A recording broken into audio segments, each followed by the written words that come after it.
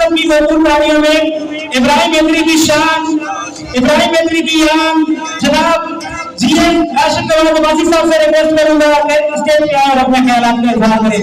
بطور کلمنگ کیجیے ان کے لیے.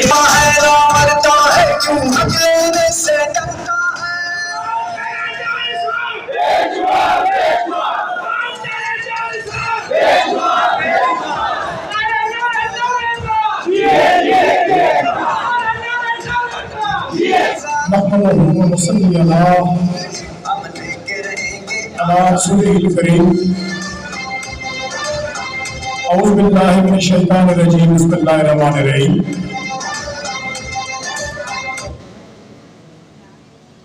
سب سے پہلے میں اپنے تمام معزز مہمان عنان گرامی سندھ کے جنرل سیکرٹری علی خان صاحب اور ان کے ساتھ ان کی پوری کیبنٹ کو آج ملیر ابراہیم حیدری ٹاؤن میں خوش آمدید کہتا ہوں. اس کے بعد اپنے تمام ان ورکرز کا بے حد مشکور ہوں کہ جنہوں نے اپنے وقت سے وقت نکالا اور ہماری مختصر سی اس کال پر آپ لوگ یہاں تشریف لائے ہو. میں سمجھتا ہوں کہ جو ظلم اور ستم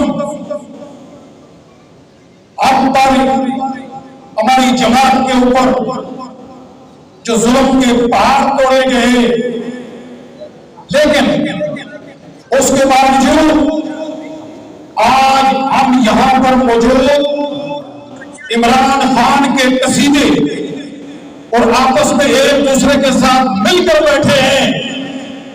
ہم جیت گئے ہیں، لیکن ہماری یہ ظالم، یہ فورسز، یہ فوج، یہ پولیس یہ ہار گئی ہے.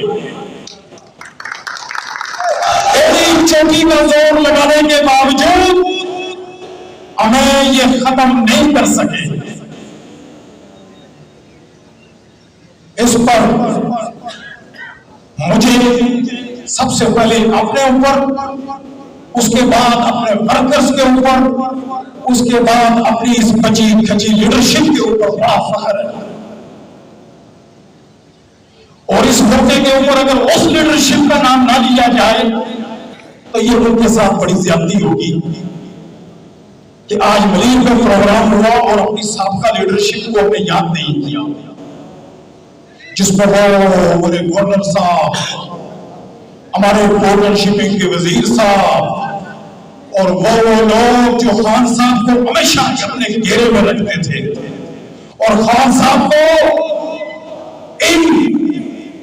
ان وفادار، ان غریب اور ان غیرت مند ورکروں سے دور رکھنے کی صرف وجہ وہی تھے کہ جو اللہ نے آج ان کو رسوا اور ذلیل و خوار کر دیا. 3 دن شاید پہلے کراچی ایئرپورٹ سے اسد عمر صاحب باہر آ رہے تھے، تو میرے کوئی دوست ہیں وہ وہاں ایئرپورٹ پر موجود تھے، تو انہوں نے کہا کہ وہ اس طریقے سے باہر آ رہے تھے کہ پورا ان کا کنبہ اجڑ گیا. اتنے مایوسی کے ساتھ انہی غریب ورکروں نے ان کو اپنے کندھوں پر اٹھایا. 3 سال تک ہمارا گورنر رہا، ایک پی ٹی سی ایل کا نمبر وہ اپنے ان ورکروں کے لیے نہیں دے سکا کہ ہمارا بھی اسپتال سے، تھانے سے، کسی جگہ سے کوئی فون جائے اور ہمارے لیے بھی گورنر ہاؤس سے کوئی فون آئے. تو اس لیے میں ان ورکروں کو، چونکہ آج ورکر کا منشن ہے تو ورکر کی بات ہونی چاہیے، تو ان ورکروں کو سلام ہے جنہوں نے آنسو گیس کھائی، جنہوں نے ڈنڈے کھائے، جنہوں نے جیل میں اس گرمی میں، جو لوگ اپنے گھروں سے، اپنے بیوی بچے، ماں باپ بہن بھائیوں سے دور رہے، تو اصل خراج تحسین کے مستحق یہ لوگ ہیں جو ہم آج یہاں بیٹھے. جس طرح وہ فروٹ والا مال لاتا ہے نا صبح منڈی سے، تو پہلے 2-4 مہینے وہ چھانٹی کرتا ہے، جو تکا ہوا ہوتا ہے، گلا سڑا اس کو دودھ پھینکتا ہے. جو اصل مال ہوتا ہے وہ بڑا مہنگا ہوتا ہے اور وہ ڈبل قیمت پر بیچتا ہے. آپ کو مال ہو جا چکا ہے سڑا گلا پلی ناپاک وہ مال ہم سے الگ ہو چکا. اللہ تیرا شکر ہے کہ عمران خان صاحب کے زندہ ہوتے ہوئے یہ چھانٹی ہو گئی. تو میرے دوستو اب پی ٹی آئی بننے جا رہی ہے. اب پی ٹی آئی بننے جا رہی ہے. جو تنظیم بنے گی وہ اوریجنل بنے گی. وہ لوگ بنیں گے کہ جو آنسو گیس, لاٹھی چارج, جیل, تھانہ, تمام مصیبتوں کے بعد وہ کسی بھی کیبنٹ کا حصہ ہوں گے. اور یوتھ ونگ ہو, وارڈ لیول ہو, یو سی ہو, ٹاؤن ہو, ڈسٹرکٹ ہو, صوبہ ہو, مرکز ہو, لیبر ونگ ہو, خواتین ونگ ہو, منارٹی ونگ ہو, یوتھ ونگ ہو, آئی ایس ایف ہو, جو بھی ونگ ہو, جو اس کا حصہ بنے گا وہ اصل آدمی ہوگا. میں سمجھتا ہوں کہ شاہ صاحب آ چکے ہیں. تو جو اسٹیج سیکرٹری ہوتا ہے تو پتہ نہیں وہ جو روح قبض کرنے والی جو چیز ہوتی ہے تو وہ یہ میں تو اسی کو سمجھتا ہوں کہ آ گیا وقت میرا برابر ہو گیا. تو ہماری پوری قیادت میں بیٹھی ہے, انہوں نے بھی آپ سے خطاب کرنا ہے. چھوٹی سی ایک بات ملیر کے لیے, علی پت صاحب اور دیگر جتنے بھی ہماری یہاں قیادت بیٹھی ہے, اس ملیر نے ہمیشہ پی ٹی آئی کے لیے اپنا خون دیا.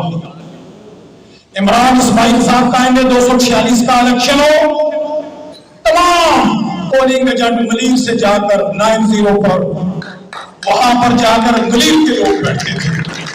مجھے بہت اچھے طریقے سے یاد ہے جب ایم کیو ایم بڑی زور و شور پر تھی تو ہمارے ان لیڈروں کو کوئی ایک کرسی اور ایک میز نہیں لگانے دیتا تھا کہ یہ ممبرشپ کرتے. یہ تمام لوگ ملیر میں آتے تھے. مجھے وہ بہت اچھے طریقے سے وقت یاد ہے جب اشرف قریشی صاحب مدر ونگ کے صدر تھے اور سبحان علی ساحل صاحب یوتھ ونگ کے صدر تھے. تو اس لیے یہ ضلع ملیر بہت زرخیز ہے. ضلع ملیر کے ساتھ ہمیشہ ظلم ہوتا آیا. کون سا ظلم کہ جب کوئی کیبنٹ بنتی ہے تو اس کو لولی, لنگڑی, گنگی کوئی سیٹ دے دی تو دے دی, ادروائز ایئرپورٹ سے اس طرف سے. اکثر میرا یہ گلہ رہتا ہے کہ اب تو ہمارے اوپر دوران ہے, جب اچھا وقت تھا تو کراچی کیبنٹ جو بھی پہلا فلیکسنگ کرتی تھی تو وہ ایئرپورٹ سے ڈیفینس اور ایگری اور ادھر, جیسا کہ ایئرپورٹ سے اس طرف کوئی پابندی ہے, ادھر لوگ نہیں رہتے, ادھر پی ٹی آئی نہیں ہے, ادھر بی جے پی ہے, کانگریس ہے.